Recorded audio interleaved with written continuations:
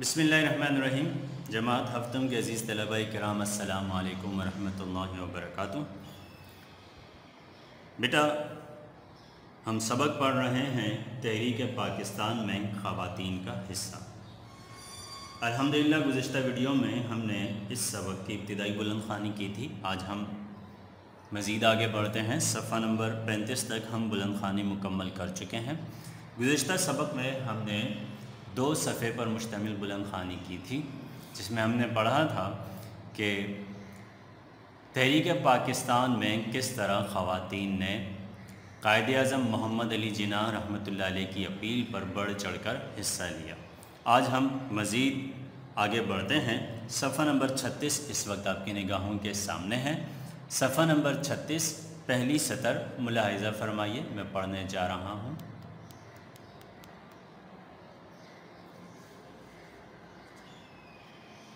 जी बेटा, गुज़िश्ता से हिस्सा जोड़ते हैं, जिसे कहा जाता है उर्दू में गुज़िश्ता से पेवस्ता।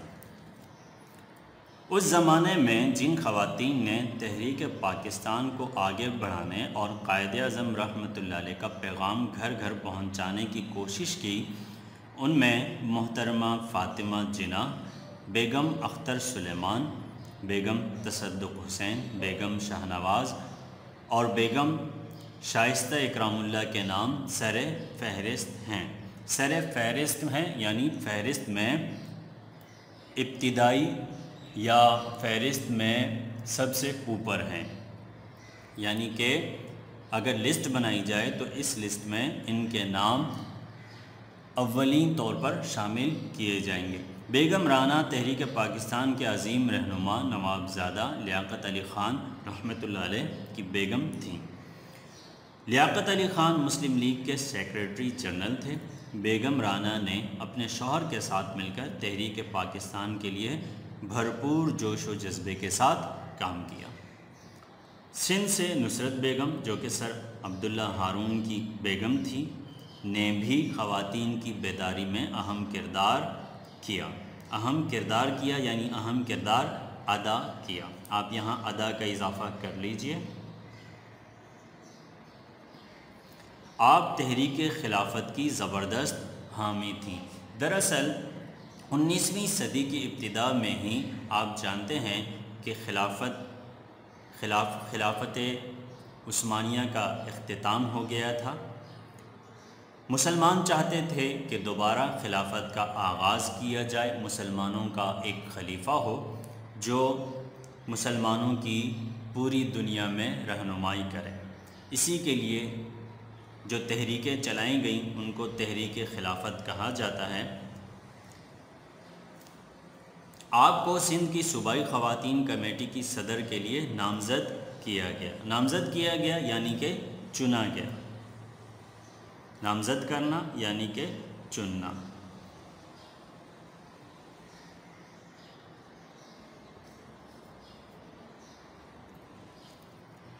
बेगम जहां आरा शाहनवाज़ और गेती आरा मशहूर मुस्लिम लीगी रहनुमा सर मोहम्मद शफ़ीकी साहबजादियाँ थीं। कौन कौन? बेगम जहां आरा और गेती आरा। ठीक है, इन दोनों बहनों ने भी तहरीक में नुमायाँ खिदमात अंजाम दी। बेगम जहां आरा ने तीनों गोल मेज़ कॉन्फ्रेंसों में मुस्लिम ख़वातीन की नुमाइंदगी की यानी उनकी तरफ से वो शामिल हुई। वो पहली मुस्लिम खातून थीं जिन्होंने लंदन के गिल्ड हॉल में खिताब किया। फ़ातिमा बेगम मशहूर ज़माना पैसा अखबार के मुदीर महबूब आलम की साहबजादी थीं। बेटा, दरअसल चूँकि गरीबी का ज़माना था, उस दौर में अखबार तक ख़रीदना हर एक के बस की बात नहीं थी।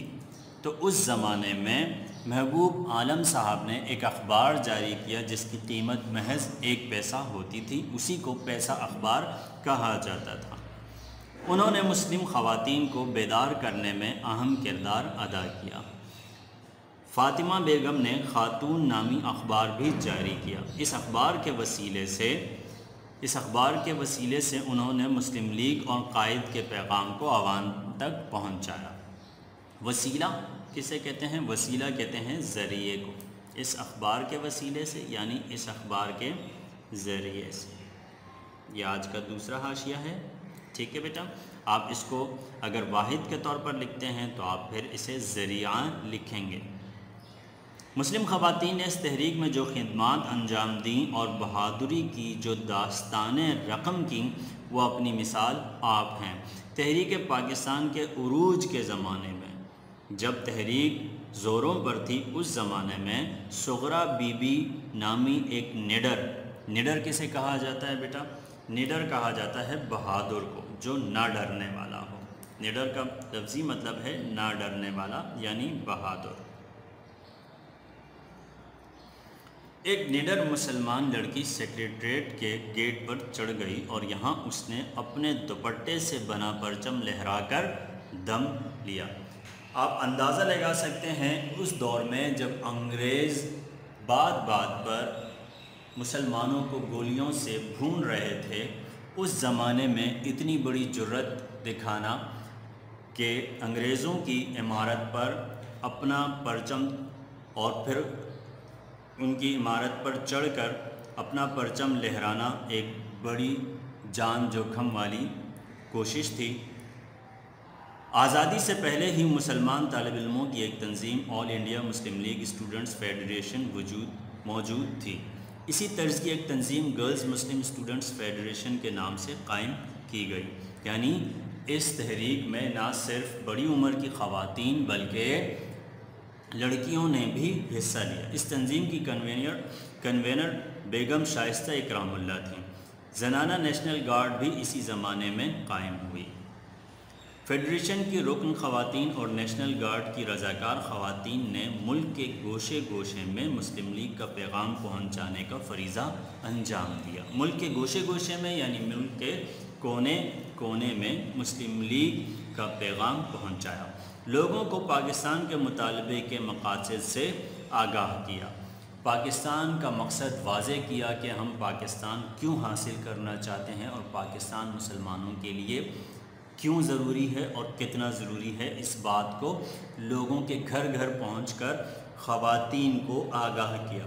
قرارداد پاکستان سن 1940 کی منظوری سے 1947 تک کا زمانہ کافی کٹھن تھا۔ آپ جانتے ہیں قرارداد پاکستان کب منظور ہوئی تھی؟ 23 مارچ سن 1940 کے دن منظور ہوئی تھی۔ تو 1947 تک کا زمانہ کافی کٹھن تھا، یعنی یہ جو 7 سال پر محیط عرصہ تھا یہ کافی مشکلات سے بھرا تھا۔ کٹھن یہ لفظ اس سے پہلے بھی گزر چکا ہے، میں بتا چکا ہوں اس کے معنی۔ مشکلات سے بھرے کو کہا جاتا ہے کیونکہ مسلم لیگ نے قرارداد منظور کر کے پاکستان کا مطالبہ کر دیا تھا۔ اب اگلا مرحلہ سن 1946 کے انتخابات کا تھا۔ مسلم لیگ کو یہ ثابت کرنا تھا کہ وہی مسلمانوں کی واحد نمائندہ جماعت ہے۔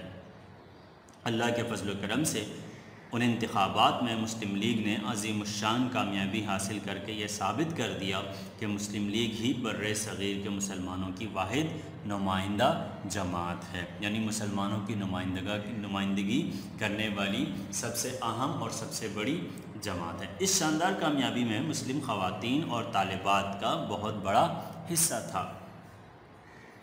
قیام پاکستان سے تقریباً 1.5 برس قبل قائد اعظم رحمۃ اللہ علیہ نے دلی میں خواتین کا اجلاس بلایا۔ اس اجلاس میں بہت بڑی تعداد میں خواتین نے شرکت کی۔ اس موقع پر خواتین سے قائد اعظم رحمۃ اللہ علیہ نے فرمایا، مجھے خواتین کے متحد ہونے پر بے حد خوشی ہوئی ہے۔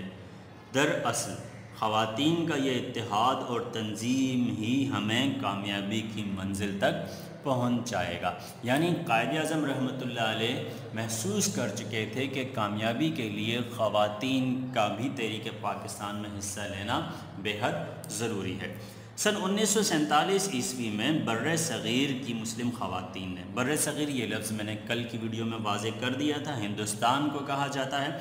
جب پاکستان اور انڈیا دونوں آپس میں ایک ساتھ تھے، دونوں الگ نہیں ہوئے تھے، تب مجموعی علاقے کو ہندوستان یا بر صغیر کہا جاتا تھا۔ سن 1947 عیسوی میں بر صغیر کی مسلمان خواتین نے حکومت وقت کے خلاف یعنی انگریزوں کے خلاف، ظاہر بات ہے کہ اس وقت حکومت انگریزوں کی تھی، سول نافرمانی سے یہ ثابت کر دکھایا کہ جب کسی قوم کی خواتین میدان عمل میں آ جائیں تو پھر اس قوم کو کوئی طاقت شکست نہیں دے سکتی۔ سول نافرمانی کسے کہتے ہیں بیٹا؟ سول نافرمانی کہتے ہیں عوامی بغاوت کو، عوامی بغاوت کو۔ جب عوام حکومت کے خلاف اٹھ کھڑی ہو تو اس کو سول نافرمانی کہتے ہیں۔ حکومت وقت نے ان پر لاٹھیاں برسائیں، آنسو گیس کے شیل پھینکے اور سول نافرمانی کے جرم میں خواتین کو گرفتار کرنا شروع کر دیا۔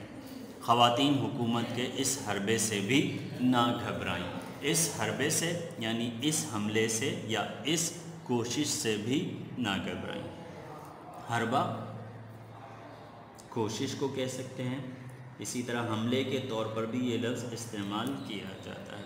انہوں نے قید و بند کی سختیوں کو قبول کیا، جیل میں بھی انہوں نے اپنا کام جاری رکھا، یعنی جیل میں بھی قیدی عورتوں سے انہوں نے میل جول رکھا اور اسی طرح تحریک کا پیغام پہنچاتی رہیں۔ انہوں نے دنیا پر یہ واضح کر دیا کہ آزادی کی راہ میں جیل کی دیواریں بھی رکاوٹ نہیں بن سکتی۔ خواتین نے نہ صرف سیاسی کاموں میں بڑھ چڑھ کر حصہ لیا بلکہ وہ سماجی خدمت کے کاموں میں بھی پیش رہیں۔ سماجی خدمت یعنی سماج کی خدمت، عوامی خدمت۔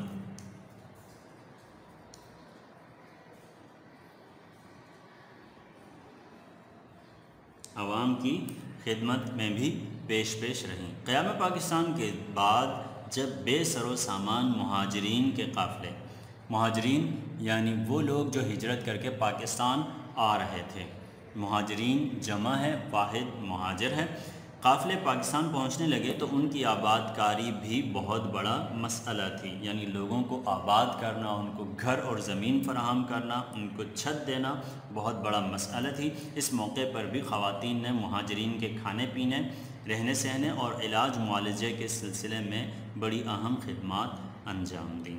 انہوں نے تحریک کے لیے گھر گھر جا کر چندہ جمع کیا، جلسے کیے، جلوس نکالے۔